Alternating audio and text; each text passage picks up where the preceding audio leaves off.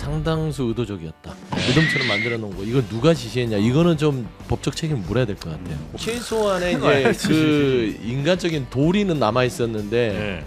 지난 정부의 인간적 도리도 없고 그때는 그러니까 청와대로 빨리 가서 그 안에서 업무 보고 간접하고 이렇게 하는 것들이 상식이죠. 그때 권영세 비대위원장이 관두실 때 네. 그 회의장 바깥에 저희 이제 벽에서 이제 말씀하시고 그만둔다고 해서 나갔을 때 스쳐 봤거든요. 예. 권성동 원내대표를. 네. 어떻게 이런 느낌이었어요. 근데 싹 하고 그냥 가시죠 이렇게 하더라고요. 그 영상이 있어요. 아 그래요. 물어볼까봐 사퇴 안 하십니까? 물어볼까봐 쓱 간 거 아니에요. 저는 그렇게 And you? 뭐 이건데 I'm fine 그러고 확 간 거예요. 세계 개파죠. 네. 문수계, 덕수계, 정운계. 김건희 여사 주변에서 일했던 용산 청와대 대통령실 분들 사이에서 좀 띄워보자. 힐러리 김 김건희, 힐건희. 예, 네. 그런 얘기가 있어서 네. 실제로 좀 어떤 프로젝트 성격으로 진행이 됐던 흔적들이 있었고 저는 그렇게 들었고 네. 뭐 네. 보고서 썼던 분이 있다. 이 정도는 제가 들었습니다. 개혁신당이 원내 5당으로 밀려. 그러나 떳떳하다. 네? 위성정당에 의한 네. 의석수가 아니기 때문에. 네. 그리고 용인 의원이 지금 막 비판하잖아요. 네네. 그래서 저는 그걸 보고 우리가 게임 중에 그거 있지 않습니까? IM 그라운드 자기소개하기라고 술자리 본인을 게임, 얘기하는 술자리 것 게임. 같아요. 네. 그러니까 본인이 지금 무슨 자격으로 그렇게 최혁진 의원한테 비판할 수 있겠는가? 본인이 최혁진 의원한테 비판할 수 있는 자격은 좀 없다고. 한없이 가벼운 정치 토크쇼 장르만 여의도 6월 6일 금요일 순서 시작하겠습니다. 반갑습니다. 정프로고요. 오늘이 6월 6일 현충일입니다. 제 70회 현충일이고요.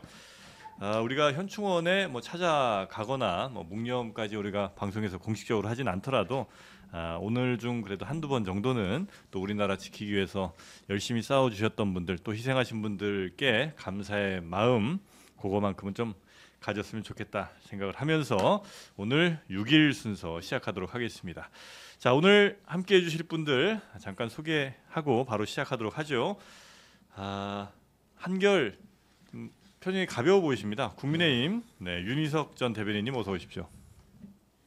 반갑습니다. 오디오도 넣어주세요. 저는 늘 그 표정이 여유롭고 그래도 어깨 많은 짐이 좀 내려. 탄핵당할 날도 앞을 내다보는 멘트를 하지 않았어요. 선글라스 끼시고 어둡게 보시지 마시고 뭐 이런 얘기도 했잖아요. 밝게 봐야죠. 그럼요. 네. 윤희석 전 대변인님. 긍정적이에요. 긍정적이야. 자, 맥 정치사회연구소 서용주 소장님. 네, 안녕하십니까. 어서 오십시오. 반갑습니다. 반갑습니다. 자, 그리고 개혁신당 전 선대위원장이시죠. 이기인 전 위원장님 어서 오십시오. 네, 안녕하십니까. 네, 반갑습니다. 근데 지금은 이제 전 선대위원장 말고 맡으신 게 최고위원이죠. 최고위원. 최고위원으로 소개를 해드리는 게 더 맞겠군요. 네, 우리 이기인 최고위원님. 저희가 선거에 좀 아쉬움이 많이 남아가지고. 많이 남습니까? 선대위원장으로 좀 소개를 해달라고 말씀드렸는데 네, 최고위원으로 하셔도 무방합니다. 네, 알겠습니다. 선대위원장으로서 이번 선거에 아쉬움이 많이 남으신다는 거는 그만큼 좀 부진했다? 기대보다 많이 부진했다? 물론 그렇죠. 저희가 두 자릿수 지지율을 사실 많이 예측하기도 했고 방송 나가서 이야기도 했는데 8.34%라고 하는 것은 저희 기대에 충족하지는 못했지만 그래도 뭐 졌지만 잘 싸웠다라고 만족하기도 하면서도 좀 아쉬운 기대에 못 미쳤던 거는 어떤 원인이 좀 컸다고 보십니까? 후보 본인은 이제 본인의 책임이라고도 얘기하지만 당의 역량이 아무래도 좀 부족하지 않았나. 당의 역량. 그러니까 저희가 당이 지금 1년 반밖에 안 돼서 네. 뭐 이게 변명과 핑계로 들릴 수 있겠지만 1년 반밖에 안 됐고 또 자금과 조직도 없었기 때문에 다른 큰 두 정당 같은 경우에는 257개 지자체의 당협과 지역위원회가 거의 다 있거든요. 그러면 어딜 가더라도 유세차를 바로 쓸 수 있는 건데 저희는 전국 유세차 4대만 돌리면서 후보 혼자 이렇게 다 커버를 하고 막 그런 좀 현실적인 어려움이 있었어요. 그러니까 그거는 사실 선거 전에 몰랐던 변수가 아니라 예상하셨던 거고 그렇게 하겠다고 시작을 하신 거기 때문에. 물론 그렇죠. 그 기대에 못 미쳤다는 거는 그 변수를 말씀하시기는 조금 그렇지 않나요? 극단적이시네요. 근데 제가 봐서는 기대 이상이에요. 그래요? 그럼요. 아니 다른 방송 가서 무슨 망했다고 하셨다는데 기대 이상이야. 기대 이상이에요. 왜냐면 그 다른 방송에서 제가 망했다는 거는 3차 TV 토론 전에는 전에 비해서 망했다. 그때 흐름이 좋았거든요. 그래서 이거 잘하면은 두 자리 되겠는데라고 제가 예측을 하면서 가고 있었는데 네. 야 3차 TV 토론 보고 망했네. 3차가 라고 했던 것이고 3차 결정적이었다는 그게 거군요. 결정적이에요. 그리고 이 기대 못 미친 가장 큰 이유는 후보예요. 이준석 후보가 망쳤어요. 이준석 후보가 네. 스스로가 그렇죠. 이제 그런 부분들을 이제 조금 더 돌아보고 네. 또 이제 다시 개선을 하면 또 기회가 다시 오지 않을까. 지금 이제 여러분들은 그 집권 여당이 네. 된 대변인께서 3등 후보한테 트로피를 들고 앞에서 조롱하면서 삼바춤을 추는 모습을 지금 보고 계시는 거거든요. 너무 자만하시다 지금. 근데 소개도 안 하지 않았어요? 네. 야, 소개요? 소개도 안 했어. 인사 냈어요. 했어요. 미안해요. 아직 제가 못했어요. 네, 네. 우리 최유경 네. 기자님 이게 다 끝났어. 네, 어서 오십시오. 네, 안녕하십니까. 네, 반갑습니다. 네, 이준석 전 개혁신당 대선 후보가 이 얘기 먼저 하고 갈까요? 뭐죠? 나온 김에. 뭐죠? 그러니까 그 해단식에서 네. 그 이야기를 직접 했다고 합니다. 그 3차 토론 네. 때로 다시 돌아간다면 그런 발언 하지 않을 것. 솔직히 말씀드리지만 그때 완화했음에도 불구하고 그 정도로 불쾌감을 느끼신 분들이 있는지는 제가 예측하지 못했다라고 이야기했습니다. 그래요. 그래서 그 부분은 이제 본인의 책임이다. 그리고 네. 다시 돌아가면 네. 그렇게는 안 하. 봐요, 제 것이다. 말이 맞잖아요. 이준석 후보 자체도 스스로 그렇게 분석하는 거 보면 네. 그게 조롱하는 건 아니다. 3차 토론이 네, 굉장히 감사합니다. 결정적이었다고 아마 후보 자신 음. 내진 또 옆에서 보실 때 그렇게 판단들 하시는 것 같고요. 알겠습니다. 이준석 후보의 그런 사과가 있었다는 거 짧게 좀 전해드렸고 이제 본격적으로 새 정부 출범 관련 소식들이 계속해서 많이 나오고 있습니다. 네, 일단 오늘 오전에 그 현충일 추념식이 열렸습니다. 네. 그래서 이제 이재명 대통령이 보훈은 희생과 헌신에 대한 최소한의 예우이자 국가가 마땅히 해야 할 책임과 의무다. 모두를 위한 특별한 희생에는 특별한 보상이 주어져야 한다라는 메시지를 냈습니다. 네. 자, 현충일 추념식에 참석한 이 대통령 부부 사진 보셨고요. 자, 그리고 어제 국무회의가 굉장히 화제가 됐습니다. 그렇습니다. 네. 어제 이제 취임 하루 만에 국무회의를 소집해서 현안 점검을 했는데요. 참석한 국무위원들이 당연히 모두 윤석열 정부에서 임명된 장관들이었습니다. 원래 이제 다 사의 표명했다가 이제 다 빨리 와 이렇게 하고 네, 이제 박성재 온 빼고 거죠. 다 와 이제 이렇게 얘기를 했잖아요. 네. 그래서 이제 공교롭게도 이제 계엄 국무회의에 참석했던 분들도 당연히 올 수밖에 없었을 거고 분위기가 좀 어색했다. 네, 이거 한번 보고 오겠습니다. 그럴까요? 좀 어색하죠. 우리 좀 웃으면서 합시다. 여러분들 매우 어색할 수도 있고 그러긴 하지만 우리가 국민에게 위임받은 일을 하는 거니까 어쨌든 공직에 있는 그 기간만큼은 각자 해야 될 최선을 다하면 될 것 같아요. 네. 굉장히 우리 대통령과 이제 국무위원들이 좀 대통령은 좀 덜했고 국무위원들이 많이 좀 긴장한 혹은 좀 딱딱한 어색한 이런 이제 표정들이 좀 많이 연출되긴 했던데 보니까 사진에 네. 특히 이제 이진숙 방통위원장 같은 경우 사진 좀 많이 잡혔던 것 같습니다. 그렇습니다. 예. 이완규 법제처장하고 두 이완규 사람이 네네. 네, 이완규 법제 또 유인촌 장관도 있었죠. 네. 아무래도 우리가 좀 더 익숙한 사람들의 사진들이 좀 많이 나왔던 것 같긴 한데, 여튼 이런 상황들이 과거에도 근데 전 정부의 강요들이 이렇게 국무회의 참석한 경우가 없지는 않았죠. 있었죠. 계속. 있었죠. 예. 이럴 수밖에 없잖아요. 그렇죠. 우리가. 예. 어쨌든 새로 또 청문회도 해야 되는 경우들도 예, 이제 많이 있을 예. 테니까 그래서 이런 경우에 조금 다른 때보다 근데 이번에 특히 더 좀 어색한 분위기는 있었던 것 같습니다. 왜냐하면 예. 이제 이재명 대통령 야당 대표 시절에 네. 이제 국무위원들에 대한 줄타내를 하셨던 관계로 그래서 그런가요? 예, 그런 이제 국무위원들과의 관계 이런 게 있고 그다음 예를 들어 이진숙 방통위원장도 탄핵됐다가 다시 살아 돌아온 케이스니까 많이 그 사진에 잡혔다 이렇게 볼 수밖에 없잖아요. 그런 거죠. 네. 그런 이유들로 조금 어색한 분위기가 연출은 됐고요. 그래도 꽤 업무 관련해서는 이야기들이 좀 많이 오고 갔다는 그런 후기가 좀 들리던데요. 네, 일단 10시에 시작한 국무회의가 네. 이제 도시락이라고 하지 말라고 해서 김밥을 먹으면서 이제 1시 40분까지 3시간 40분간 계속됐습니다. 그리고 원래 그 전날 부처별로 5분 정도의 업무 보고를 준비하라고 했는데 경제부처 업무 보고를 하고 질문 답변을 하다가 시간이 이제 많이 지나갔다. 이런 이야기가 나왔고요. 그리고 이제 몇 가지 지시사항이 나왔습니다. 해수부를 부산으로 이전할 수 있도록 준비를 해라라고 했고, 그다음에 AI 컴퓨팅 센터 관련해서는 R&D 현안 이런 것들에 대해서는 행정 편의주의에서 벗어나야 한다라고 이야기를 했습니다. 네. 그리고 안전 관련해서도 굉장히 또 강조를 많이 했다. 네, 국무회의 이후 네. 이제 안전 점검 회의를 열었는데 네. 거기에서는 이제 이번 홍수나 뭐 앞으로 다가올 재난 재해에 대해서 아주 엄정하게 대비를 해라 이렇게 이야기를 했습니다. 제대로 안 해서 인재가 나면 진짜 큰일 난다. 이제 이런 뉘앙스로 사전에 아주 그 준비를 많이 네. 해야 한다. 안 그럼 책임 묻겠다라고 했습니다. 이제 보통 이렇게 되면 어쨌든 이제 이 전 정부에 임명된 사람들은 다음 임명된 사람들 오기 전까지 이제 일한다는 생각을 당연히 할 거고 네. 그때 이 부처의 장관들이 그런 일들을 잘 할지 뭐 저는 그냥 밖에서 보니까 잘 모르겠는데 좀 대충 하지 않을까 이런 생각도 아마 들기도 해야 될 하고요. 거예요. 예. 이재명 대통령 스타일이 성남시장 경기지사 할 때부터 예. 성과에 대해서 굉장히 예. 가혹할 만큼 공무원들에게 업무 지시를 하거든요. 네. 그러니까 이거를 뭐 정치적인 뭐 감정을 가지고 국무회의를 하는 게 아니라 그냥 일입니다. 일, 네. 업무, 일은 일이다. 라는 것이기 때문에 어제도 보면은 특히나 그 인재 막을 수 있는 어떤 사회 재난 부분들은 엄중하게 대처를 해라. 거기에 대한 책임을 묻겠다 한 거 아니에요. 네. 그래서 이제 곧 있으면은 저기 여름도 오고 뭐 이제 뭐죠? 장마도 되면 이제 또 홍수 이런 부분들도 대비해야 되기 때문에 아마 그런 부분들 강조한 것 같은데 국무위원들이 교체되기까지 그래도 최단기간 한 달 반에서 2달은 걸릴 거예요. 총리 인천 끝나고 총리가 되고 나서 이제 인사제청하고 네. 또 국무위원들에 대한 인사청문회라든지 거치고 나면 한 2달 후딱 가지 않겠습니까? 아무리 네. 빨리 해도 그러면 2달간은 지금 현재 윤석열 정부에 있었던 국무위원들이 그 역할을 해야 되기 때문에 예. 안 하고는 못 베길 것이다. 라는 것이고 단적인 예로 제가 성남시장 시절에 이재명 대통령이 시장이었는데 이제 폭설이 내리잖아요. 네. 그러면은 그 행정에 대해서 얼마나 꼼꼼하게 하냐면 특히 공무원들이 바짝 긴장하냐면 폭설이 내리면 용인하고 성남이 경계가 있어요.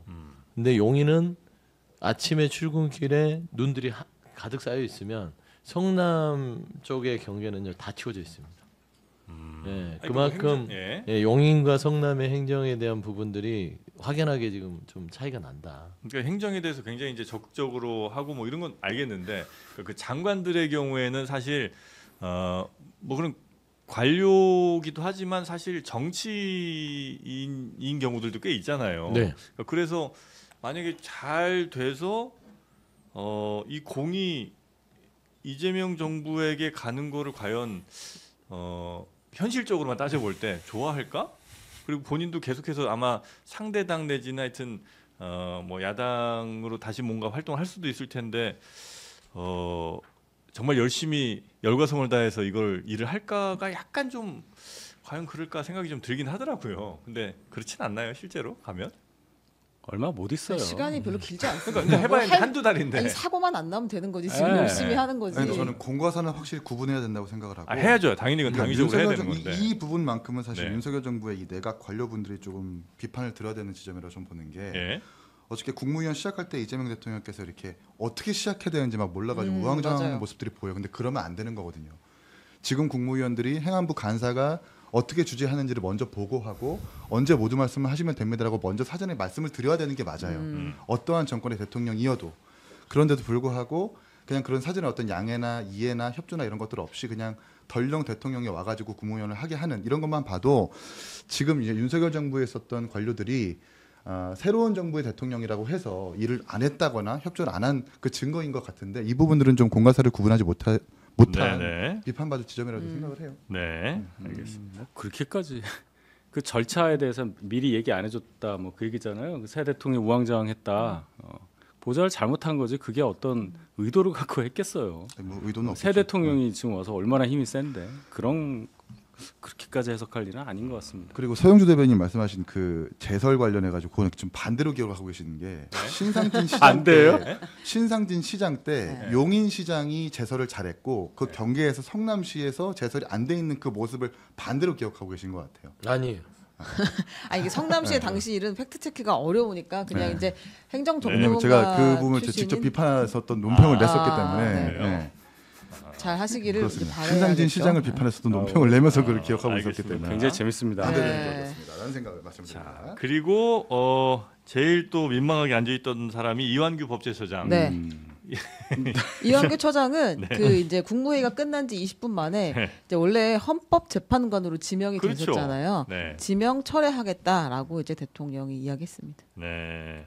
근데 사실 이 사람은 지명됐을 때부터도 좀 논란이 좀 많았죠. 네네. 네, 그래서 아마 지명 철회를 할 거라고 예상들이 좀 되긴 했었는데 실제로 지명 철회가 된 것 같고요. 태생도 조금 불분명했잖아요. 태생? 태생이요? 그러니까 대통령이 지명한 게 아니라 권한대행이 지명했잖아요. 그때부터 좀 논란이 있었어요. 네네네. 권한대행이 그런 대통령의 권한을 적극적으로 행사할 수 있느냐라는 건데 지명을 했기 때문에 네. 뭐 비정상적인 상황을 정상적으로 돌려놓은 것이다 정도로 봐도 될 것 같습니다. 알겠습니다. 자, 그리고 이재명 대통령은 한남동 관저에서 출퇴근하는 걸로 결정이 네. 된 거죠? 첫날은 이제 안가로 갔는데 그 사이에 한남동에 이제 도청 장치 있는지부터 시작해서 안전 장치 한번 확인을 했다고 하고요. 이제 그 청와대로 이사하기 전까지는 한남동 관저에서 생활을 하겠다라고 발표를 했습니다. 자, 그렇게 한남동 관저 쓰는 것이 뭐 여러모로 일단 당분간은 그죠. 뭐 효율적인 업무 처리를 위해서도 아마 그리고 또 인천에서 만약 왔다 갔다 하는 건 사실 너무 낭비인 것 같고. 예. 네. 그래서 한남동에서 왔다 갔다 하는 거는 뭐 크게 반대하실 건 아닌 것 같고죠. 반대요? 네, 반대할 일이 없죠 이거는. 네. 좋은 선택이라고. 그러니까 어쩔 수 없는 거죠. 어쩔 수 네. 없는. 그래도 거죠. 어쩔 수 없죠. 네, 그리고 솔직히 용산에서 한남동 관저 왔다 갔다 하는 것도 좀 이상하긴 해요. 그것도 짧은 구간이긴 해도 교통도 통제해야 되지. 네네네. 대통령 동선이 늘 일정하게 드러나 있는 거라서 뭐 신변 안전에도 좀 그 안 좋잖아요. 그러니까 청와대로 빨리 가서 그 네. 안에서 업무 보고 간접하고 이렇게 하는 것들이 상식이죠. 네. 그 청와대 이제 복귀를 뭐 이미 얘기를 했으니까 되도록이면 빨리 할 것 같아요. 더 3, 빨리. 4개월 정도. 예, 예. 네, 그 정도 기간은 걸리지 않을까 싶고요. 자, 요건 뭐 빨리빨리 지나가겠습니다. 네. 그리고 대통령실의 직원들 다시 뭐 돌아왔습니다. 무덤 같다고 그랬었는데 네. 다 돌아왔어요? 네, 사람들이 다시 좀 돌아와서 예. 일을 하고 있는데, 네. 근데 민주당에서는 이 상황 그 대통령실에서 그 당시 이제 뭐 인주도 없었다 뭐 이런 얘기했잖아요. 무덤 같았다. 요거에 대해서 새 정부 출범을 방해한 행위다. 이렇게 지시한 사람에 대해서 책임을 물을 것이다라고 이야기했거든요. 그러니까 이제 이게 문재인 정부 시절에는 박근혜 그 정부 당시 비서실장에게서 업무 인수인계를 받았는데 지금 정진석 비서실장은 그 3일에 쿨하게 이제 페이스북 남기고 떠났다. 이제 요거에 대한 비판도 같이 들어 있는 것 같습니다. 그러니까 뭐 정권이 바뀌더라도 사실 뭐 국정 운영은 끊임없이 이어져야 될 거 아니에요. 그래서 원래는 당연히 전 정부에서 이런저런 뭐 대통령실 관련 업무들에 대한 뭐 매뉴얼이 됐든 뭐 이런 것들을 아마 차기 정부에 잘 이관을 해주는 게 정상인 것 같긴 한데 그게 전혀 안 된 것 같습니다. 그게 이제 그런 예들이 좀 있어요. 미국 같은 경우는 정권이 바뀔 때 백악관에다가 뭐 그 전임 정부 직원들이 용변도 봐놓고 그런 게 있거든요. 근데 제가 박근혜 청와대 맞네. 들어갈 때 네네네. 제가 딱 2주일 지난 시점에 출근을 처음 했는데 네. 2주일 후에 갔는데도 실질적인 이 업무가? 수석은 이명박 정부에서 한 명씩 수석별로 남겨놨던 8급이나 9급 직원이었어요. 그 직원 없으면 아무것도 못해. 아무것도 몰라 우리가. 어디에 뭐가 있고 뭐 이런 게 안 되니까. 아니, 같은 당에서 그러니까 그 얘기는 교체되는데도 그러니 네. 당이 다르면 어떻게 했냐는 생각도 해봐요.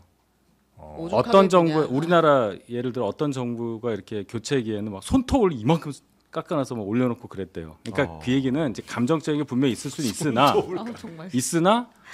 다들 이렇게 가요 그냥. 그래서 네. 그래도 이명박 정부에서는 한 명씩 남겨놨어요.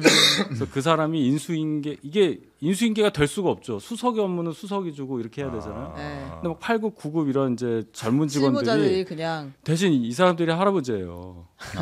잘 모셔야 컴퓨터 되는 뭐 거예요. 그 아무 이거 뭐 어떻게 하는 건지 모르고 쓰시는구나. 컴퓨터 2대거든요. 업무용 있고 일반용 있고 뭐 이런 이게 뭔지 뭐 이런 거 어디서 뭘 받아야 되는지. 네. 그러니까 아마 이런 상황이 있을 수 있다고 봅니다. 이게 뭐 의도적으로 글쎄요. 뭐 이걸 어디까지 의도를 봐야 될지 그런 경우가 있었어요. 네. 참고하시라고. 네. 상당수 의도적이었다. 그러니까 의도적이라는 그리고 게 약간 감정적이었고요. 엿먹이려고 그랬다.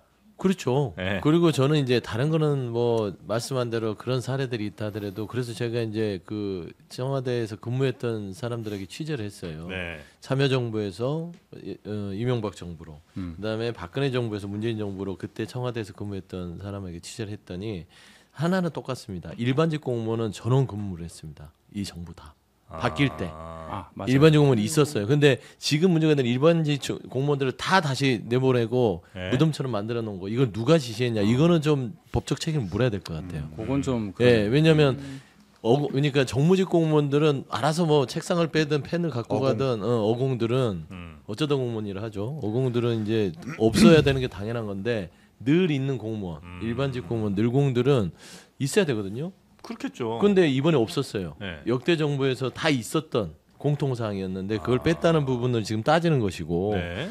예를 들어서 참여정부에서 이명박 정부로 갈 때는요. 이때는 인수위가 있긴 있었는데 여기에는 그 옮겨갈 때 각자 컴퓨터에다 아이디 패스워드를 포스트에 올려놓고 나갔대요. 그래도 예, 참여정부에서 이명박 정부 갈 때는 이 컴퓨터의 패스워드 아이디까지 그 정도의 배려는 좀 있었다. 네. 박근혜 정부에서 문재인 정부 갈 때도요. 전사는 그대로 있었대요. 그러니까 이런 부분들을 봤을 때는 최소한의 이건 최소한의 이제 해놔야지. 그 인간적인 도리는 남아 있었는데 네. 지난 정부의 인간적 도리도 없고 그때는 이 문서도 줬잖아요. 캐비넷에 비인간적이야. 넣어놓고 비인간적이야. 줬잖아. 인터넷도 없다는 거 아니에요 네, 지금? 그렇다고 하더라고요. 아니 근데 이걸 사실 네. 정권이 바뀌면서 어찌 보면 자연스럽게 이루어지는 현상일 것 같기도 해요. 예. 그리고 탄핵된 정부에서 저희가 뭘 바랄 뭘 수 있겠어요. 기대하겠냐? 근데 네.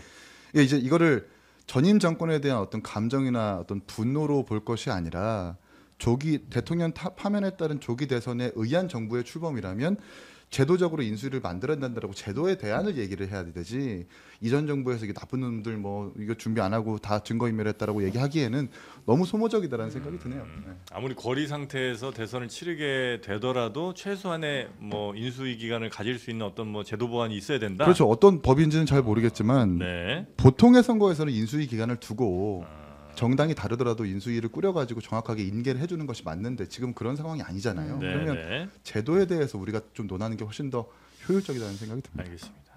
자 그리고 이 대통령실 직원 중에 네. 아주 그 철없는 직원이 하나 있었어요. 근데 철없는 직원이라고도 하지만 제가 봤을 때 실력파 직원이 확실합니다. 이 직원이 네. 대통령실에 있던 전 직원이 이제 퇴사 브이로그를 찍었어요. 퇴사 브이로그요. 네. 그러니까 이제 회사 없어지는 날 D-Day 이렇게 해가지고 회사 없어지는 날. 네, D-몇 대통령실에서 이렇게 브이로그를 찍어서 올렸는데요. 네. 그리고 이제 망할 회사 뭐 이런 이야기도 했어요. 지긋지긋하다. 근데 그건 뭐 감정이야 그럴 수 있는데 또 내부 사진도 찍고 뭐 출근 그 영상도 찍고 이렇게 해서 올렸거든요. 네. 그래서 여기 무슨 말들이 있냐면 오늘 출근을 했는데 뭘 해야 될지 걱정이다. 서랍을 비우라고 해서 청소를 하다 보니 하루가 끝났다. 이제 이런 이야기들을 하기도 했습니다. 서랍을 비우라고 해서 청소하다 보니 네. 서랍을 다 비우라고 했는 모양이죠. 후임자를 위한 청소인지는 알 수 없으나 그래요.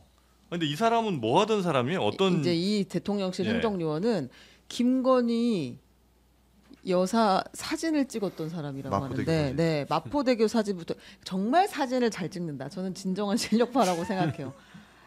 사진을 잘 왜냐면 찍는다. 대통령 사진은 사실 예쁜 사진 별로 없었는데 네. 이 그때 영부인 사진은 진짜 멋진 게 많이 나왔었거든요. 근데 그게 다 이 행정요원의 작품이었다. 이 행정관의 네. 작품이에요. 그러니까 이게 인물 잘 부각하고 네. 또 색감 예쁘게 색감 뽑아내고 정말 예쁘고 네, 구도가 정말 좋습니다 항상. 자연스러우면서도 뭔가 돋보이는 사진. 네 그렇습니다. 이런 것들을 잘 찍는 실력파 그렇습니다. 행정관이 퇴사 브이로그 올린 게 올렸다. 또 네, 캄보디아 그 심장병 아동 사진, 뭐 순천만 사진 이런 거 멋지게 나온 건 다 이 사람이 찍었다고 하는데. 그래요? 네 그렇습니다. 굉장히 이것도 실세였겠네 그러면. 그래서 네. 그 위에 그 명령 지휘 라인을 무시하고 막 자기 마음대로 해가지고 네. 이제 경고를 받고 이러기도 했대요. 그 대통령실 내에서. 네 그랬다고 합니다. 굉장히 젊은 모양이죠. 그리고 나이가 그렇다고 아마 합니다. 뭐 25인가 네 20대라고 하네요. 그래서 요즘 젊은 감각으로 사진을 그렇게 잘 찍어댔던 걸로. 네. 알겠습니다. 근데 아무튼 요거- 대통령실이 네. 여기 원래 허가 없이 촬영할 수 없는 곳인데 네. 왜냐면 여기 보안이 굉장히 중요하잖아요. 당연하죠. 근데 이제 경례를 비롯해서 직원들 얼굴 같은 것들이 여과 없이 지금 드러났기 때문에 네. 그것에 대한 이제 문제들을 상당히 많이 제기하고 이번 영상 하나만 올린 게 아니더라고요. 예. 이게 탄핵 이후부터 지금까지 약 4개월 정도 동안 회식 가는 길 그리고 경내 그리고 탄핵 반대 시위까지 가서 영상을 찍어서 올렸더라고요. 아니 4개월 사이에 그러니까 그 엄중한 시기에 회식도 그러니까 했어요? 비공개 처리하기 전에 제가 몇 개의 영상을 제가 입수를 해서 좀 봤거든요. 근데 이제 이게 처리 없다거나 자유분방하다거나 평가와는 별개로 네. 법적으로 논란이 될 만한 것들이 분명히 있기는 해요. 어. 왜냐하면 국가공무원이나 지방공무원은 사실 정치적 견해를 가급적 표현하지 말고 중립을 지켜야 되는 건데 그 부분도 문제가 있을 수가 있고 만약에 이걸로 막 유튜브에서 수익을 냈다면 겸직 신고도 해야 되는데 그것도 가능했는지 모르겠고 예. 여러 가지 법적 논란이 있기 때문에 아. 이거는 조금 논란이 뭐 커질 수 있겠다는 생각이 듭니다. 네. 자, 하여튼 사진 찍는 일을 주로 했던 이 행정관 퇴사 브이로그 등이 이제 조금 논란이 또 됐었다는 게 있고, 근데 이거는 진짜 자칫 잘못하면은 법적으로 책임져야 될 부분이 있을 수는 있겠네요. 경례를 용산 대통령실 뭐 관련된 시설들을 만약에 찍어서 그냥 아무 생각 없이 이렇게 올렸다면 그건 뭐 굉장히 큰 문제는 될 수 있겠네요.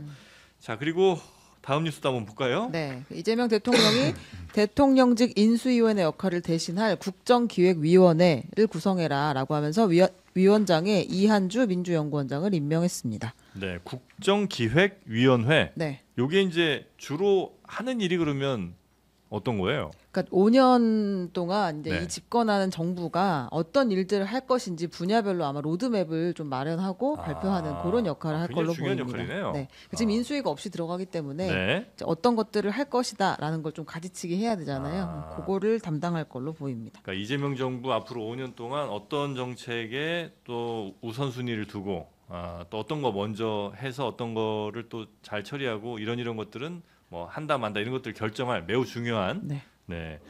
국정기획위원회 이한주 위원장이 임명이 됐다. 네. 이분은 혹시 우리 서영주 소장님은 좀 잘 아시는 분이에요? 뭐 많이 친하지는 않고요. 예. 어떤 자리에서 한두 번 뵙긴 했는데 굉장히 그 박식하고 기본적으로 정치인이라기보다는 그냥 그 학자 같은 스타일이에요. 분석하고 뭐 어떤 숨어서 여러 가지로 이제 정책적인 제안을 하는 네. 드러나지 않는 그런 역할을 하시는 분인데 굉장히 박학다식합니다. 그리고 저 기본소득이 여기에서 나왔죠. 이한주 그래서 원장. 기본 사회에 대한 구상들, 그다음에 전국민 무상 지원, 민생 회복 지원금, 그다음에 최근에는 종부세와 그다음에 상속세에 대한 완화 부분들 이런 것들. 그래서 네. 아마 큰 이재명 대통령의 경제 정책이라든지 뭐 복지 정책들도 아마 여기에서 큰 가닥을 잡지 않을까 싶습니다. 알겠습니다. 그 이분이 이제 제가 워낙 이 정부의 허니문 기간이라서 평가를 박하게 할 수 없는데도 불구하고 네. 이 이한주 원장 같은 경우에는 저희 성남과 직접적으로 연관이 돼 있었던 사람이기 때문에 성남? 네, 네. 말씀 안 드릴 수가 없는 게 이게 사실상 이재명의 신화를 가능하게 한 사람이에요. 모라토리엄을 처음에 설계한 사람이거든요. 모라토리엄? 그러니까 성남시가 이제 부채가 많아가지고 당장 빚을 갚아야 되니까 네. 그 빚을 갚을 돈이 없으니 집을 유예하겠다라는 게 모라토리엄이었잖아요. 예. 전임 정부에서 빚을 많이 만들어갖고 당장 우리 지불할 수 없다라는 게 모라토리엄인데 그 사실 알고 보니까 그게 모라토리엄이 거짓말이었지 않습니까? 저희가 주장하는 게 아니라 2017년에 이재명 시장이 관훈토론회에서 그때 정상적인 모라토리엄이 아니었다라고 시인을 했거든요. 근데 그 모라토리엄을 처음부터 설계하고 디자인했던 게 이한주 원장이라서 네. 성남에 있는 정치인들한테는 이런 말씀 정말 죄송합니다만 정치적으로 막 사기 행각을 벌인 사람이라고 평가받을 정도로 좋지 않은 평가를 받는 분이에요. 그러니까 성남의 재정은 멀쩡했는데 네. 마치 갚을 수 있었는데 갚을 수 있는 게 빚이 없었어요. 빚이 분식회계가 아니라 역분식회계죠. 일부러 재정 상황을 나쁘게 만들어가지고 뭔가 난세의 영웅을 만드는 것처럼 그 기획을 했던 게 이한주 원장이었어서 성남에서 여야 정치인들 할 것 없이 이한주 원장에 대해서는 평가가 되게 박합니다. 그래요? 근데 그런 분을 국정기획원장인가요? 위원장으로 앉힌다라는 것 자체가 사실 좀 우려스럽고 뿐만 아니라 이게 무상교복까지 만든 사람인데 네. 성남에서 이제 무상교복이라는 게 현물을 주는 게 아니라 현금을 줬었거든요. 네. 만약에 뭐 최 기자님께서 중학교 들어가는 중학생 아들이 있다고 생각을 해보면 그 사람한테 그냥 통장에다 25만 원을 꽂아준 거예요. 그렇게 되면 사실 누가 좋아요? 받는 사람도 좋겠지만 교복업자들은 거품을 더 올리겠죠, 교복값을. 그런 걸 기획했었던 사람이라서 이 사람이 만약에 국정을 맡으면 어떤 식의 국정 운영을 할까, 기획을 할까라는 우려를 좀 가지고 근데 있습니다. 이제 그 국정기획위원장인 이한주 원장에 대해서 사기 행각이라고 하는 것들은 이제 뭐 개인적으로 판단할 수 있으나 이한주 원장이 했던 정책들이 실패한 건 아니잖아요. 그러니까 예를 들면 지금 성남 모라토리엄 선언이 사기라고 하지만 그 선언을 통해서 성남시가 여러 가지로 평가해서 나쁘지 않게 시정 운영이 됐고, 네.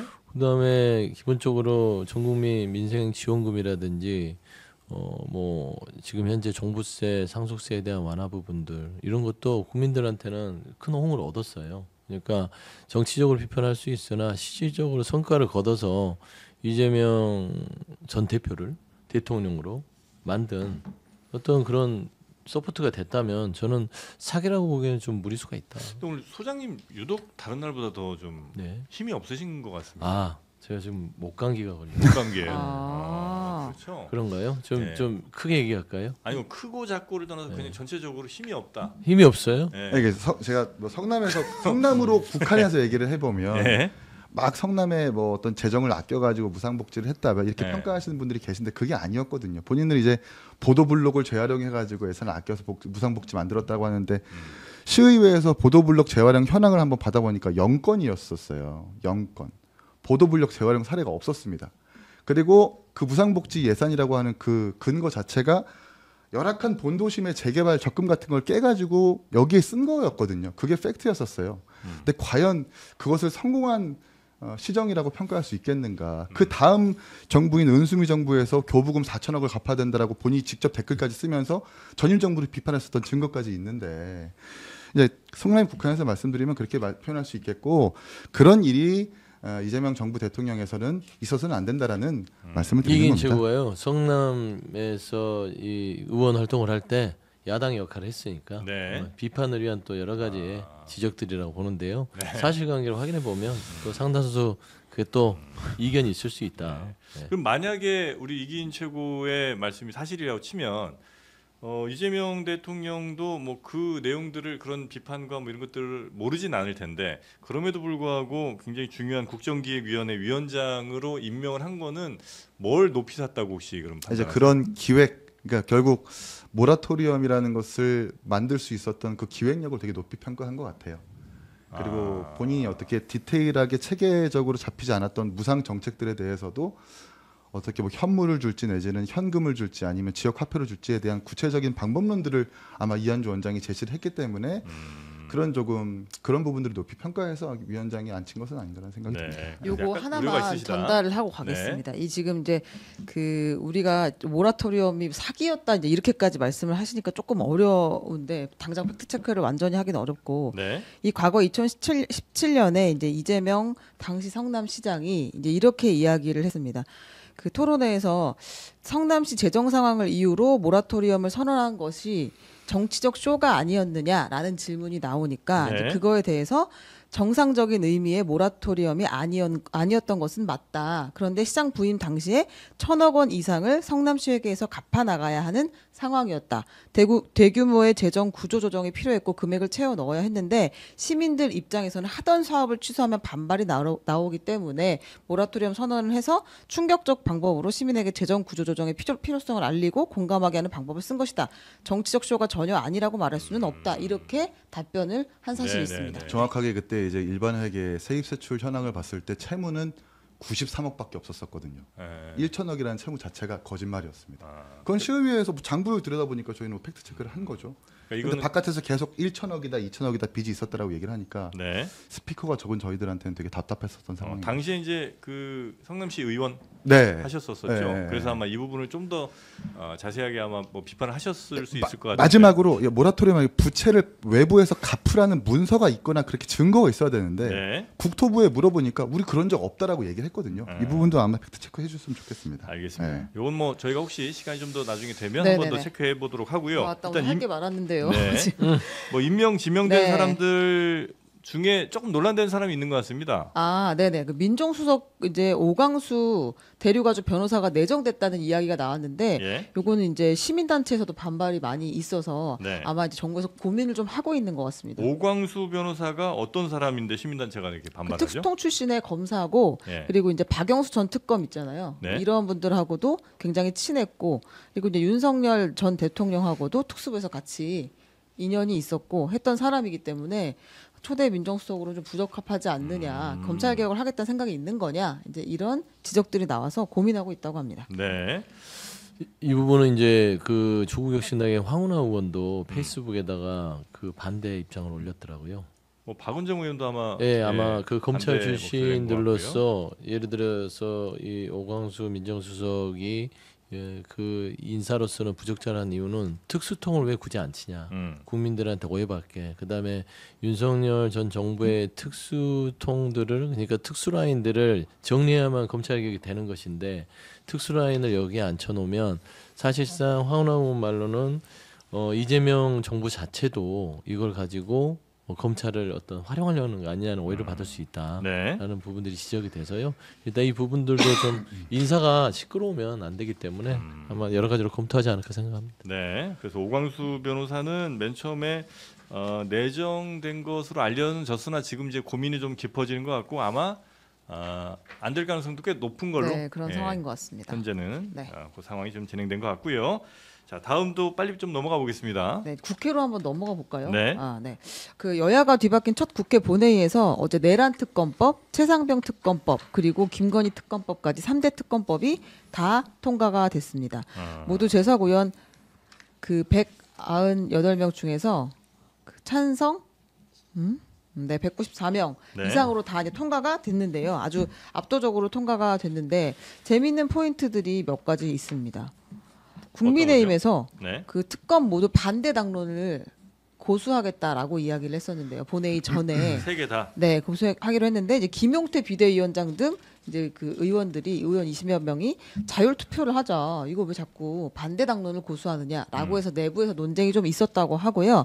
실제로 조경태, 안철수, 김예지, 김재섭, 한지아 의원은 3개 특검에 모두 찬성표를 던졌습니다. 아, 그래요? 네.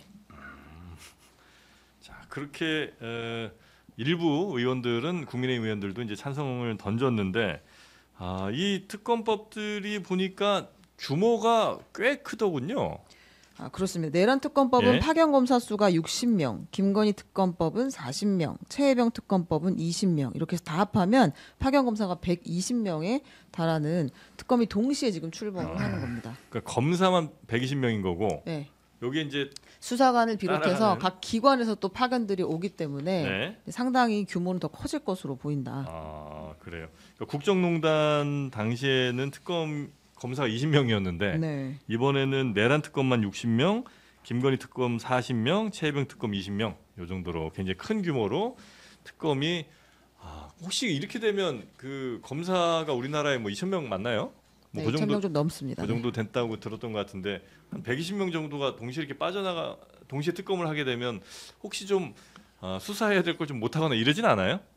그 정도 어차피 검찰이 수사를 했어야 될 부분들을 하는 안 하고 거니까. 있는 거라서 그걸 특검을 통해서 일해라 네. 강제하는 거잖아요. 그래서 뭐 그런 공백들은 없을 거고요. 네. 검찰이 지금 수사를 제대로 하고 있는지에 대해서는 국민들이 아실 것 같아요. 안 하잖아요.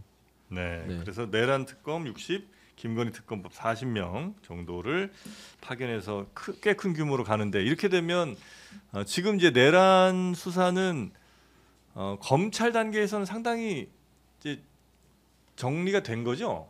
안 하고 있는 거죠. 그러니까 안 한다고 이제 치면 그럼 이제 내란 특검에서 이제 대규모로 다시 이제 수사를 할 가능성이 좀 높아지는 거고. 그러니까 사실 네. 내란 우두머리인 윤석열 전 대통령, 그다음에 나머지 그 당시 주요 임무 종사자들, 장성들과 뭐 몇몇을 비롯한 사람들만 구속돼서 재판받는 11명이란 말이에요. 네. 그러면 그 외에 중요 임무를 했던 사람들이 분명히 있을 건데 검찰이 수사를 안 하니까 추가 기소들이 없지 않습니까? 네. 수사를 안 하는 거예요. 그러니까 특검을 통해서 정말 여기에 조금이라도 가담했던 사람들은 책임을 묻고 국민들한테 이런 행위들을 한 사람들은 이런 결과를 맞습니다라는 네. 거를 보여줘야 다시는 이런 내란 행위들이 없을 거 아닙니까? 그런 거고 김건희 이 특검 네. 김건희 씨 압수수색을 한번 하고 나서 검찰이 뭐 하고 있는지 모르잖아요. 네. 정상적인 검찰 수사라면 지금 계속 주변 사람들 탈탈 털면서 압수수색하고 소환하고 할 텐데 김건희 씨 소환합니까? 아직도 못 하잖아요. 그 이제 특검으로. 심우정 검찰총장이 있으니까 막혀 있기 때문에 특검을 할 수밖에 없는 네. 겁니다. 뭐 최혜병 특검이야 당연히 이거는 거부권을 쓸 일도 아니었는데 이 부분에 대해서 본인과 관련이 있다고 하니까 경로설 아니겠습니까? 네. 그것도 결국 근데 새 특검 다 윤석열 전 대통령을 향하고 있네요. 아니 본인이 본인의 그럴 수밖에 이 없나? 준 권한으로 자기에 대한 수사를 막았잖아요. 예. 네, 그러니까 털어내야죠. 그러니까 최혜병 특검은 그 수사를 그렇게 방해한 막은 뭐 이 부분 아마 저 수사를 할 거고 김건희 특검법도 뭐 김건희 씨 관련된 여러 뭐 범죄나 이런 것들에 아마 그 배경에는 윤석열이 있다 이렇게 아마 또 수사가 좀 될 거고 뭐 건진이 있다 뭐 이런. 내란 특검도 역시 마찬가지고. 그래서 왜 전에 김건희 특검 차라리 지금 받아라 나중에 정권 바뀌고 하면 훨씬 더 커질 거다 이런 경고를 당시 야당 민주당에서 이제 국민의힘에 좀 했었었는데 결국 그렇게 시나리오대로 가네요. 저 이제 말해도 돼요? 네네네 하시면 됩니다. 저는 오늘 말을 거의 할 수가 없어서 아 그러셨어요? 아 그냥 하시면 되는데. 성남 얘기하고 하니까 제가 모르니까. 네네. 성남 아니요 잘하셨어요. 네. 자, 그 특검은요. 뭐 뒤에 얘기하면 그렇게 지적할 수도 있는데 네. 정치 상황이라는 건 계속 변하니까 저희가 이제 특검 이 새 특검에 대해서 반대했었던 논리도 있고 한동훈 당시 당 대표 같은 경우는 이제 최혜병 특검 같은 경우는 당에서 안을 내서 통과시키겠다고까지 했는데 결국 이제 못했고요. 이런 여러 가지가 있습니다. 그래서 이 세 가지 특검법안에 대해서 저희 당의 100명 정도 넘는 의원들 사이에서도 20명 넘는 분들이 이 당론을 굳이 고수해야 될 필요가 있냐 이런 의견도 나온 거고요. 네.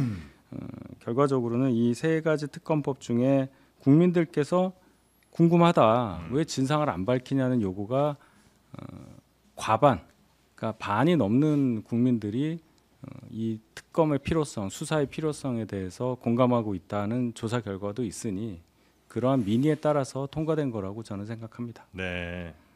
우리 윤희석 대변인님 이렇게 마이크를 잡으시니까 뭐 힐건이 프로젝트 뭐냐고 물어보신 분들이 좀 계신데. 실건이?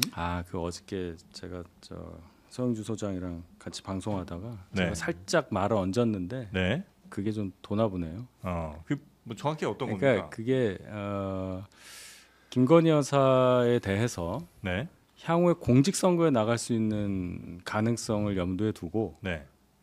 아까 그 행정요원 사진 네. 찍었던 그분 그 브이로그 찍었다는 네, 네. 그분이 꼭 그랬다는 얘기는 아니지만 그런 어떤 비슷한 일을 하셨던 분들 사이에서 김건희 여사 주변에서 일했던 용산 청와대 대통령실 분들 사이에서 좀 띄워보자. 힐러리 김 여사를. 김건희, 힐건희. 예, 네. 그런 얘기가 있어서 네.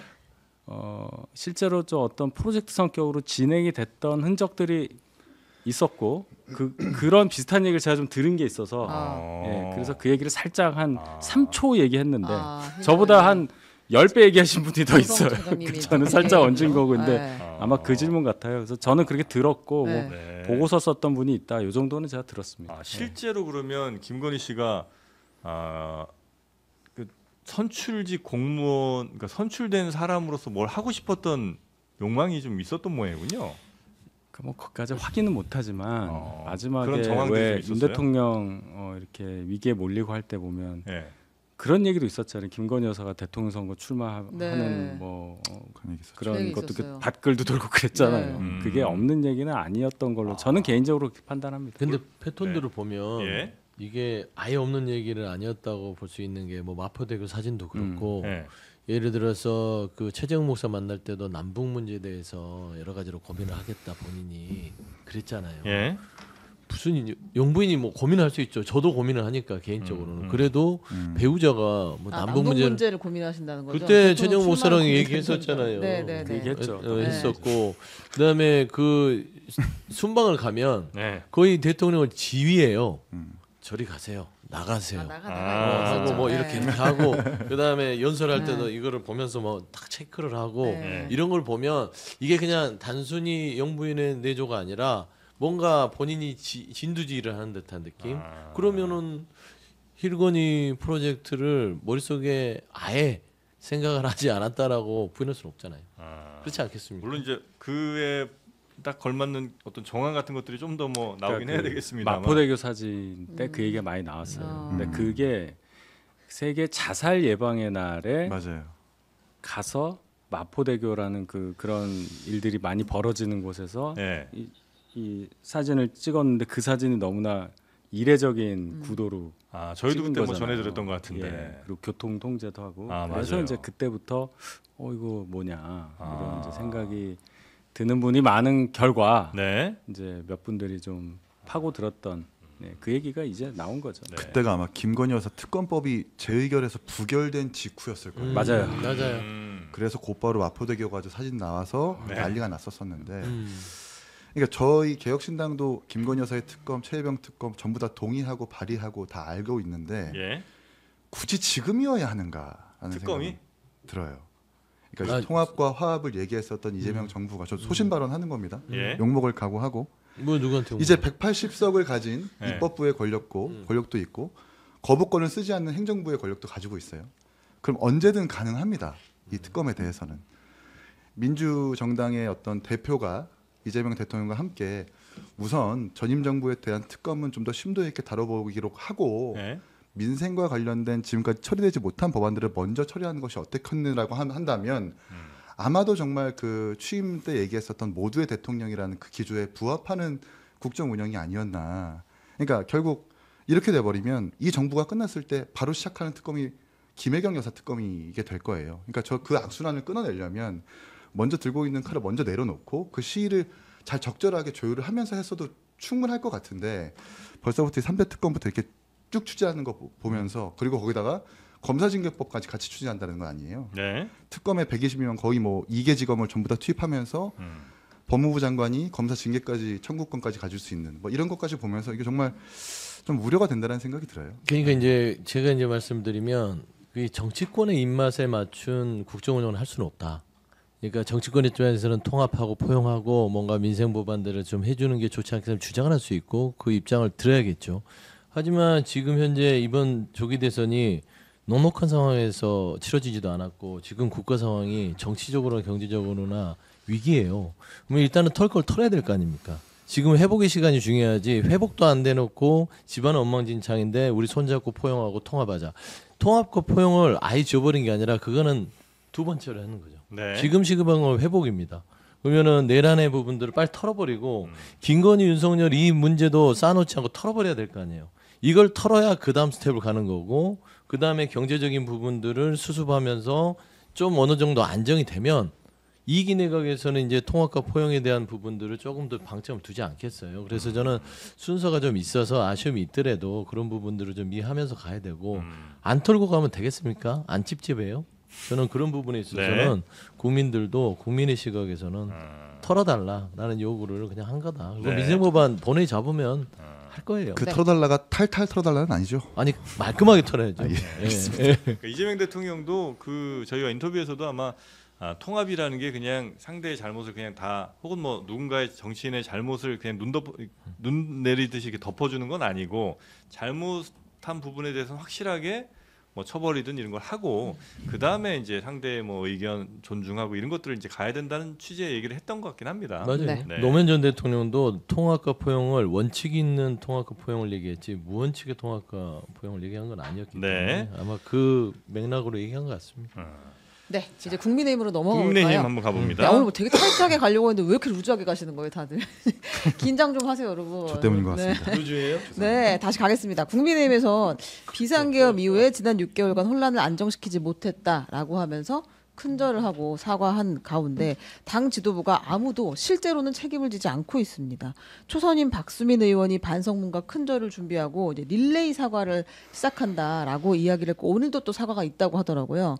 그런데 권성동 원내대표는 이 16일에 원내대표 선출이 있을 때까지는 원내대표를 계속 한다. 내가 사퇴를 하긴 할 거지만 어쨌든 업무는 계속 한다라고 하고 오히려 김용태 비대위원장에게 가서 용태도 그만해야지 지금 이렇게 이야기했다는 거 아닙니까? 김용태 비대위원장이 왜 그만해요? 아 그러니까요. 지금 네. 그런 상황이라고 하는데 실제로 그래서 전당대회를 열 것이냐 국민의힘에서는 네. 그러니까 이게 책임지고 다 사퇴하고 나면 새로운 당 대표를 뽑아서 쇄신할 것이냐 아니면 비대위를 다시 한번 띄울 것이냐 지금 이걸 가지고 내부에서는 이야기가 많은 것 같습니다. 네. 아 이거 당의 권성동 원내대표는 와 지금 대단하신 것 같아 진짜. 대단하신 그 부분이 많아서 찝어주십시오. 아 그래요? 아니 어떻게 그 김용태 비대위원장한테 지금 아니, 본인 물러나라고 그랬더니 왜 어만 애먼 저 김용태 비대위원장한테 같이 내려가자고 하질 않나? 본인 그만두지도 않고 말이죠. 여러 가지 함의가 있는 거죠. 예. 본인은 이제 사퇴 의사를 밝혔다고 얘기했어요. 예? 관둔 게 아니고 그 말하는 순간 직을 떠난 게 아니고 난 사퇴하겠다고 말을 했다. 그것만 이제 확실히 한 거고. 예. 그럼 아직도 원내대표인 겁니다. 예. 근데 김용태 비대위원장 뭐 그만두라고 하게 되면 당의 당 대표 권한대행이 있어야 되잖아요. 그럼 네. 본인인 거예요. 그렇죠. 본인이 하는 거죠. 본인이 며칠이라도 하게 됩니다. 그러면 네. 본인이 당대표 권한대행으로서 할 수 있는 일이 굉장히 많아요. 이미 비대위원들 다 사퇴 의사 밝혔기 때문에 비대위가 없어지면서 예. 원내대표, 정책위의장 이 분들하고만 이제 가는 겁니다. 그렇게 될 때 제일 먼저 할 수 있는 일은 새 비대위원장을 모시고 올 수 있는 일을 하는 거예요. 그러니까 또 다시 옛날 무신 정권 최충원처럼 왕을 막 바꿔 내리고 내가 올리고 안 되면 내리고 또 올리고. 내가 원하는 사람 안 치고. 예. 그걸 그 하려고 생각을 하셨던 게 아닌가. 아니 그리고 이 권성동 원내대표는 이미 후보 교체 시도 그때 그만뒀었어야 되는 사람 아니에요? 네. 그때 권영세 비대위원장이 관두실 때 네. 그 회의장 바깥에 저희 이제 벽에서 이제 말씀하시고 그만둔다 하고서 나갔을 때 슬쩍 봤거든요. 예? 권성동 원내대표를. 예. 그러니까 어떻게 이런 느낌이었어요. 근데 싹 하고 그냥 가시죠 이렇게 하더라고요. 그 영상이 있어요. 그래요. 물어볼까봐 아니, 사퇴 안 하십니까? 물어볼까봐 쓱 간 거 아니에요. 저는 그렇게 And 보여요. you? 뭐 이건데 I'm fine 그러고 확 간 거예요. 아니 그리고 뭐 대통령 또 취임 선서하는 그날도 뭐 뒷짐지고 뭐 딴 데 보고 뭐 그 권성동 원내대표가 조금 지금 그럴 상황은 또 아닌 것 같은데. 그래서 결론은 이제 네. 권성동 원내대표 개인에 대한 뭐 얘기보다도 저희 당 상황이 네. 지금 3개 특검법이 막 들어오고 예. 또 야당이 또 갑자기 또 야당이 된 거잖아요. 뭐 6개월에 그건 있지만 그래도 대선 어떻게든 해보려고 하던 그 상황에서 굉장히 의원분들이 불안하고 네. 특히나 원내대표 하시는 권성동 원내대표도 내가 여기서 내려가서 평의원이 될 때는 어떻게 될까 이런 생각 하실 거예요. 예, 그건 인지상정으로 이해는 하는데 그러니까 네. 자꾸만 권력을 조금 더 갖고 있어야 나를 좀 보호할 수 있는 게 있지 않을까 하는 생각 때문에라도 계속 이제 위해서도. 비대위원장 새로 비슷한 사람 와서 또 해서 지방선거 1년 남았는데 딱 내년 6월 3일 아닙니까? 1년 버텨서 1년 할 수 있거든요. 규정상 한 번 더 해서 6개월 더 하면 6개월에 1년 할 수 있어요. 그러면 그래 지방선거 공천도 내가 원하는 대로 좀 할 수 있게 하고 내가 중간에 원내대표를 관두더라도 임기가 1년이니까 12월 11일까지거든요. 그럼 또 지방선거 때 딱 우리 사람 넣고 하면 뭐 이렇게 좋은 생각 할 수도 있거든요. 그럼 일단은 그 김용태 비대위원장은 내려오지 말고 버텨야겠네요. 전당대회를 할 가능성 조금이라도 만들려면. 전당대회는 좀 다른 얘기고 네. 지금 그 상황을 막기 위해서라면 저는 김용태 비대위원장을 응원해야 되겠죠. 버텨야 된다. 그러니까 6월 30일까지 임기를 채우겠다는 얘기가 아마 그 당내 국민의힘 내부에 그런 기류들을 김용태 비대위원장이 읽지 않았을까. 그러니까 결국엔 또 권성동 원내대표가 말은 사퇴 의사를 밝히고 사퇴는 하지 않는 이상한 참 요상한 이 정치 행태의 지평을 열고 있거든요. 이게 정치는요. 정치인들은 선언을 하면 그걸로 끝인 겁니다. 네. 근데 사퇴 의사를 밝히고 사퇴를 하지 않는 정말 이런 기괴한 현상들을 계속 보고 있어요. 그런 거는 역대 정치사에 없었거든요. 그냥 의총에서 사퇴합니다 하면 그냥 그 부로 사퇴해요. 직을 하라고 해도 하면 안 되거든요. 근데 말씀한 대로 그런 여러 가지 고민들이 있고 네. 뭐 이재명 대통령 내외에 있을 때 꼿꼿하게 그렇게 꼿꼿성동을 하려고 했던 것들도 결국에는 그 지난 혹시나 전당대회가 열렸을 때 본인이 당대표로서 어떤 당원들의 지지를 얻으려는 그런 계산들도 있지 않았냐라고 권성동 싶은데 당대표 출마설인 거죠. 이거는. 권성동 진짜 원내대표요. 그 여야를 떠나서 정치인으로서 가장 부끄러운 정치의 모습들을 보여주고 있다라는 측면에서는 네. 그만 좀 부끄럽고 하셔라. 싶어요. 아니 네. 그만 부끄럽고 싶어요. 제발 좀 정상적인 정치를 하셨으면 좋겠어요. 말씀 하나 안 드린 게 만약 김용태 비대위원장이 사퇴를 해서 네. 그 없어지면 원내대표 선거를 공고할 사람이 없어요. 자기가 공고해야 돼요.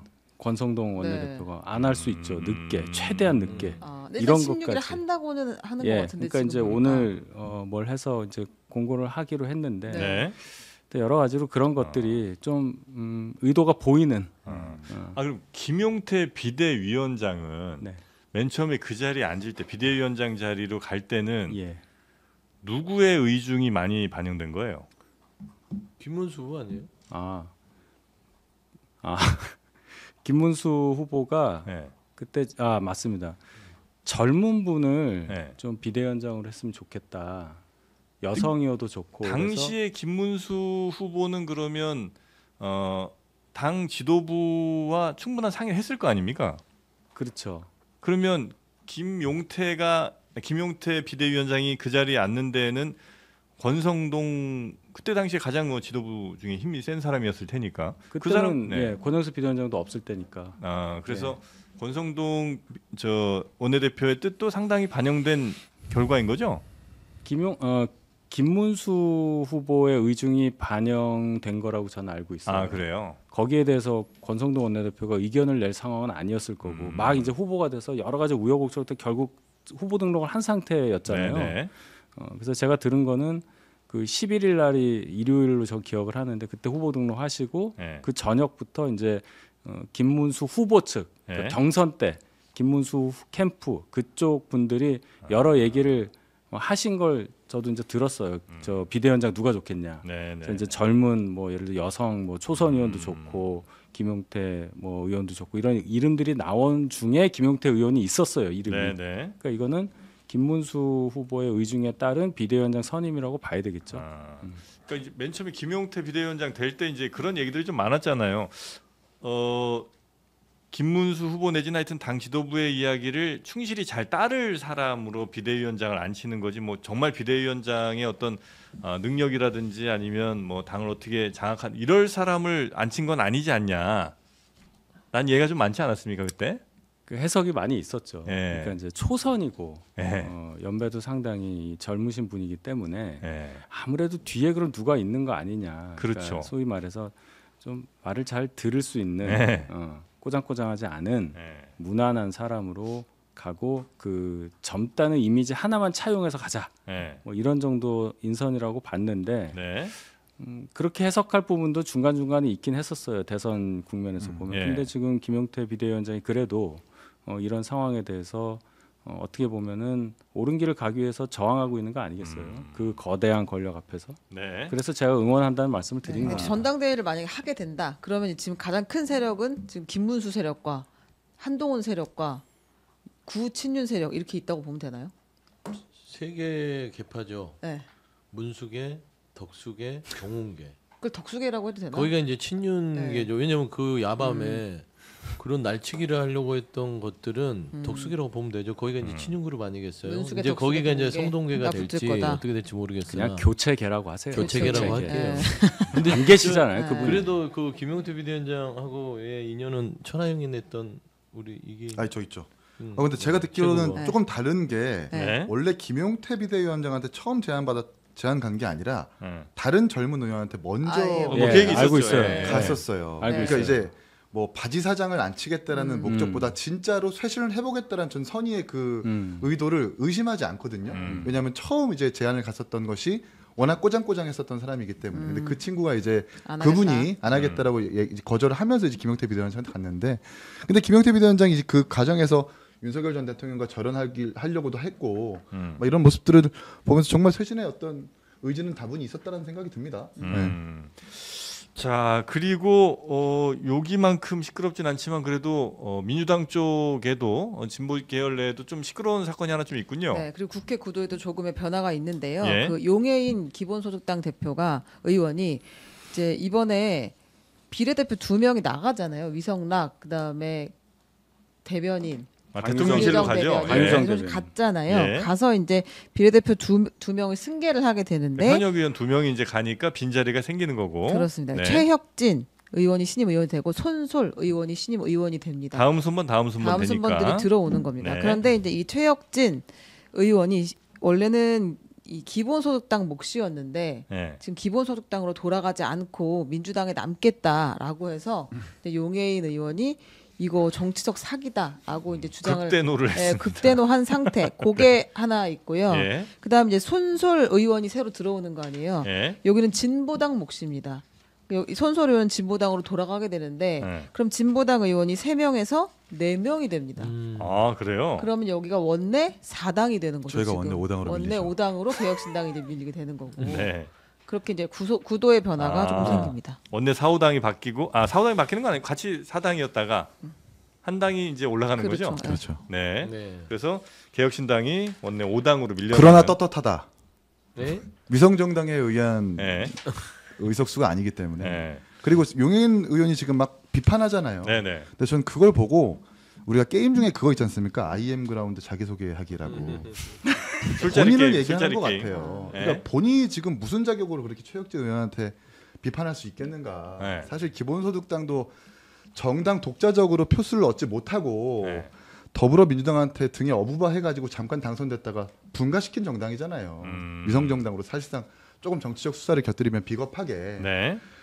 유일하게 대한민국 정당에서 비례대표와 지역구 후보를 낸 게 개혁신당뿐이고 저희만큼 비판할 수 있는 자격이 있는 정당이 있겠는가라고 네. 말씀드리고 싶습니다. 근데 이것만 짧게 좀 거론하고 네네. 가면 그 비례대표이기 때문에 저는 기본소득당 쪽 용해인 의원이 좀 화를 낼 수도 있다고 봐요. 낼 만한 일이다. 비례대표니까 뭐 예. 지역구 출마를 해서 당으로 옮기는 거는 그 정치적인 결정이지만 비례대표는요 당에서 탈당하면 직이 사라지잖아요. 그렇죠. 그런 연계성이 있기 때문에 처음에 기본소득당의 추천으로 말하자면 민주당과 연합을 구성했을 때 그 몫으로 갔으면 그게 그냥 정치적 운명인 거예요. 거기에서 비례 의원을 하는 게 맞죠. 그게 상식이에요. 근데 지금 뭐 민주당이 좀 나름대로 이 집권도 하고 네. 여당이니까 난 민주당에 남고 싶어 하는 것들은 정치 도의에는 안 맞다. 저는 그런 부분들은 좀 비판하고 싶습니다. 네. 아마 근데 이긴 저 최고의 비판은 그러면 용해인 기본소득당이 만약에 단독으로 나왔으면 한 석이라도 얻었겠느냐 그건 모르죠. 그 얘기 아니셨어요? 그건 모르는데 그건 모르는 일인데 본인이 이제 도전조차 하지 않았으니까 네. 시도조차 하지 않고 그냥 지역구 후보 안 내고 더불어 시민당인가요? 네. 이렇게 올라탔다가 기본소득당 아니야, 올라탄당 민주연합이 네네. 올라탔다가 당선된 이후에 다시 기본소득당으로 분가시킨 것이기 때문에 예. 이분이 최혁진 의원한테 비판할 수 있는 자격은 좀 없다고 봅니다. 이 부분은 의미가 있어요. 우리가 준연동형 비례제라는 기상천외한 방법으로 21대 총선을 치렀을 때 용해인 의원이 올라탄 거 아닙니까? 조정훈 의원도 올라탔고 정치가 많이 혼탁해졌죠. 22대 때는 안 한다고 했잖아요. 이재명 대통령이. 그래놓고 또 바꿔가지고 또 이런 사달을 만든 겁니다. 그것부터 바꿔주세요. 그 국민의힘이 그때 만들어 버리니까 우리도 안 할 수가 없었죠. 뭘? 비례 위성 정당 만들었잖아요. 국민의힘은 원래 한다고 그랬죠. 법을 바꾸면 되는 거였잖아요. 네. 그래서 여러 가지 의견을 제시를 했지 않습니까? 뭐 중대선거구 얘기도 있었고 뭐 여러 가지 얘기를 했는데 그냥 다 뒤엎고 그냥 우리 그냥 갈래 해서 가니까 이러니까 다음에는 이거 꼭 권력을 많이 갖고 계시니까 네. 선거법부터 바꾸는 게 요거 바꾸는 거에 대해서는 국민의힘도 찬성을 할 가능성이 높으신 무조건 거죠. 바꿔야죠. 네. 뭐 하는 짓이에요? 이거 바꿉니다. 네, 바꾸기로 했고요. 그러니까 이번 총선, 그러니까 다음 돌아오는 총선부터는 이 모습을 안 봐도 되겠군요. 안 볼 겁니다. 네. 네. 알겠습니다. 자, 하여튼 뭐 여러 이야기들, 여러 뉴스들을 좀 빠르게 좀 달려왔는데 네. 왜요? 12시가 넘어가지고. 예, 12시가 벌써 또 됐습니다. 그래서 우리 저 세 분께서도 이런 좀 정치의 구태의 모습들은 좀 깨끗이 씻어내고 새로운 국회의 모습을 좀 보고 싶다 이런 열망이 굉장히 가득하실 거고 깨끗이 씻고 싶습니다. 깨끗이 씻고 싶으시면 뭐가 좀 효과적일까요? 알래스카 큐브라는 그런 아주 기가 막힌 서영주 소장님은 정말 똑똑하신 것 같습니다. 네. 네, 알래스카 큐브 쿨 멘톨 요거 네, 샤워바 요게 지금 판매량 15만 개. 예, 어마어마하게 이 전국에 있는 욕실마다 이게 다 깔리고 있는 겁니다. 호텔에서도 이거 깔아놓은 데가 좀 있습니다. 예, 굉장히 그 향기 자체가 아주 시원하고 한번 맡아보시겠습니까, 우리 윤석 대변인님? 그때도 한번 맡은 걸로 기억해요. 네, 우리 이거 띄어야. 네네. 근데 안 그렇게 띄워도 안 나와요. 그래도 나요. 네. 네, 굉장히 시원하죠. 제가 제일 놀란 게 웃은 게 우리 정프로께서 이거 안 씻어도 씻은 것 같은 느낌이 난다고 그러잖아요. 지금. 안 씻어도 씻어. 네, 대단합니다 정말. 대단해요. 네, 쿨 멘톨 샤워바. 요게 또 여성분들을 위한 로즈 글로우 샤워바도 있습니다. 왜 남자들 향 아니냐 이거 어떤 여성분들 물론 이제 여성분들 쓰셔도 좋은데 여기 좀 우디 계열 이러니까 난 좀 달콤한 향 내고 싶은데 이런 분을 위한 로즈 글로우 샤워바도 있으니까 이제는 좀 씻으세요, 여러분. 저도 계속 알래스카 큐브로 씻습니다. 이미 씻고 계시는군요. 그럼요. 네, 상쾌해요. 하루가 상쾌해집니다. 그래서 데오우드는 요거 약간 우디향 나는 요게 이제 10만 개 넘었고요. 1회 사용 시 채취의 최대 53% 감소 효과가 있답니다. 절반이 날아가는 거예요. 몸 냄새 나는 분들은 바로바로 알래스카 샤워 바로 깨끗하게 씻어 주시면 되겠고요. 지금 23% 할인 중에 있으니까 네이버에서 알래스카 큐브 또는 저희 더보기 링크 따라오시면 되겠습니다. 자, 그러면 이 알래스카 큐브 바로 또 우리 뭐 가정 있으신 분들은 서로 이렇게 등 밀어주시면서 이걸로 서로 또 부부싸움 했다가도 이렇게 또 화해하고 하는 거죠. 네, 그렇게 등 밀어주시면 좋겠습니다. 저는 안 썼어요. 네. 자, 세 분 오늘 대단히 감사하고요. 잠시 후에 저희는 정성국 의원 모시고 지금 국민의힘 내용 사태 한번 본격적으로 디벼보도록 하겠습니다. 세 분 대단히 고맙습니다. 네, 감사합니다. 감사합니다.